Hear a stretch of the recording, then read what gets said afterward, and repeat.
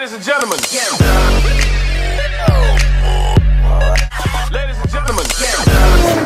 Hi guys, what's up? Samonero here.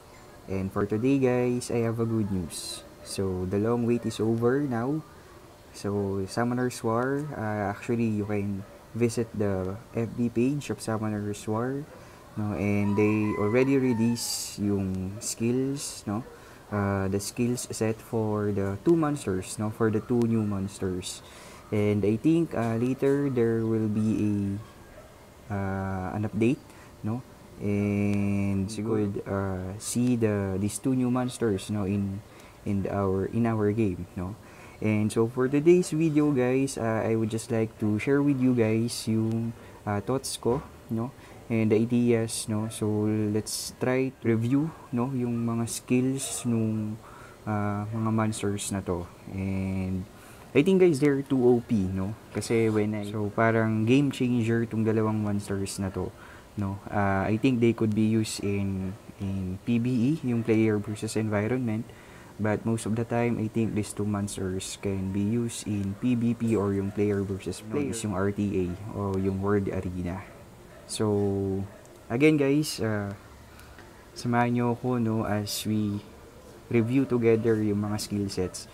No? So, sino yung OP, sino yung negative, no? Tingin. Again guys, this is just my opinion, no?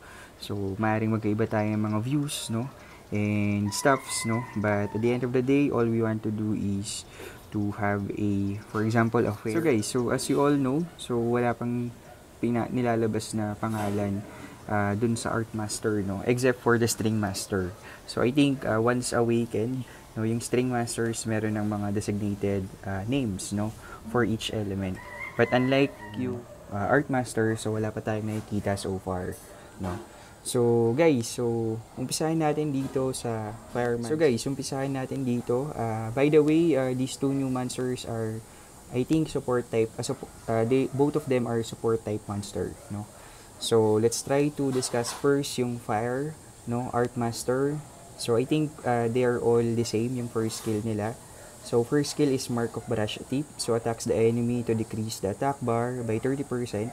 With a 50% chance. So guys, alam naman natin, no, na yung decreasing the attack bar is very important, not only in PvE or player versus environment, but also in PvP, no, yung player versus player. Kasi the more that we could reduce, no, the attack bar of the enemies, so very advantageous yun sa atin. Kasi 'di ba parang na-minimize natin yung turns ng enemies. So more turn cycles for our monsters. So good siya kasi yung skills, no, mas nababato natin ng maayos. So yung second skill ng Fire Art Mask seals the enemy in the scroll, giving the enemy out of the battle for a designated period of time. The duration of the seal increases according to your attack speed. So meaning the higher your attack speed, so the longer, no, the enemies will stay, no, or will leave yung battle, no. Hindi ko alam kung wala, hindi, pero siguro ano lang siya, parang neutral, no. And if all enemies are sealed, hindi ko actually guys, hindi ko gets to. If all enemies are sealed, with the least duration time left will be released, no. So but sabi dito kasi seals the enemy in the scroll. Now if all the enemies, so single target siya. But yung second, if all the enemies are sealed, so ibig ba sabihin mabilis yung cooldown time nitong skill na to, itong scroll trap. Pero anyways, so again very OP yung second skill, no. Yung third skill niya, yung Blossom Painting, attacks all enemies to remove all of their beneficial effects. So merong strip. So strip is very important, no, in PvP. So alam naman natin na, for example, napakaraming mga beneficial effects ng mga kalaban, no. So the more beneficial effects that you have, so the better for your monsters, lalo na yung mga immunity, no, yung shield, no, lalo na yung shield. Pero ito kasi is yung Fire Art Master is a stripper, no. So and aside from that, he also increases the attack power of all his allies for 2 turns, no. So good siya kasi the more damage that you have, the more attack power that you have. So good siya para dun sa mga damage dealer monsters mo.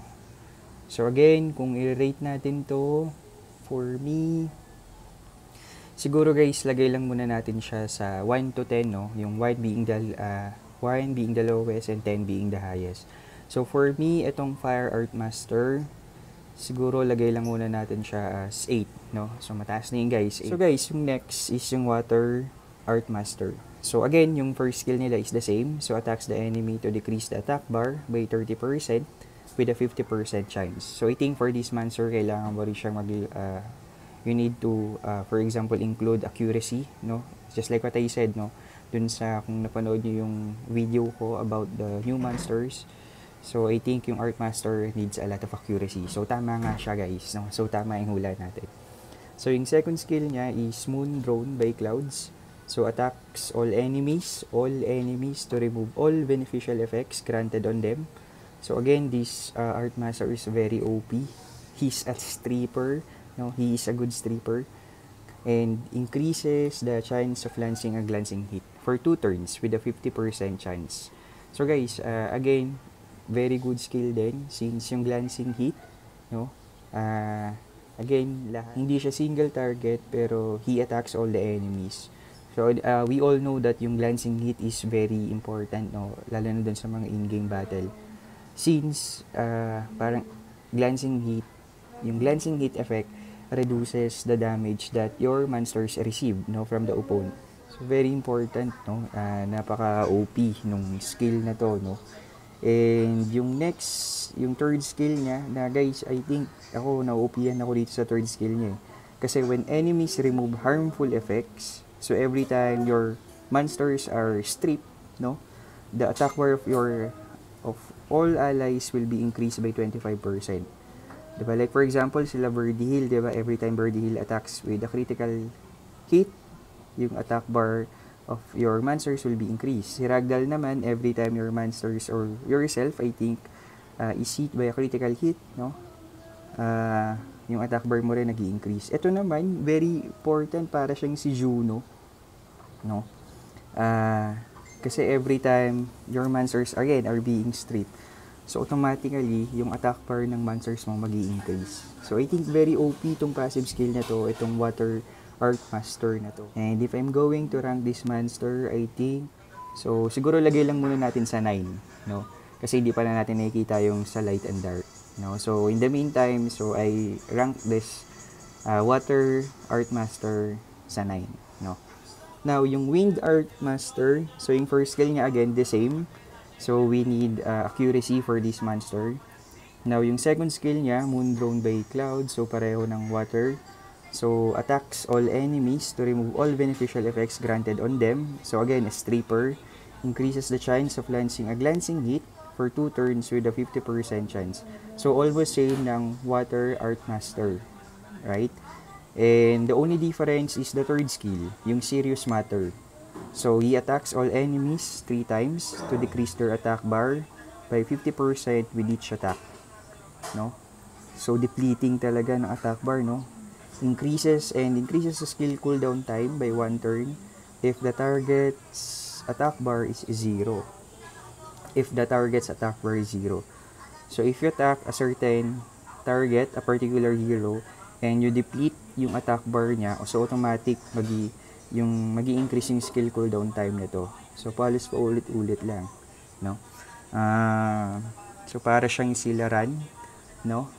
Yung Dark, yung nasa Hall of Heroes. Pero anyway, siguro ako I would rank this monster personally nasa rank 7 siya. Ito, so nandito na tayo ngayon sa Light and Dark.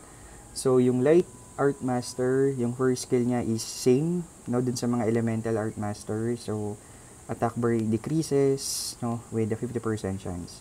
So yung second skill niya is Scroll Trap, seals the enemy in the scroll, leaving the enemy out of the battle. So almost same with the Fire Art Master, no, yung second skill. So they are the same, no. Yung third skill niya is this one, draws a giant dragon to attack all enemies. All enemies will be attacked by this skill. This attack cannot be counter-attack and all passive skills of the enemies are not activated. Actually guys, sobrang OP kasi alam naman natin na, 'di ba, isa sa mga useful runes sa PvP is yung revenge, no?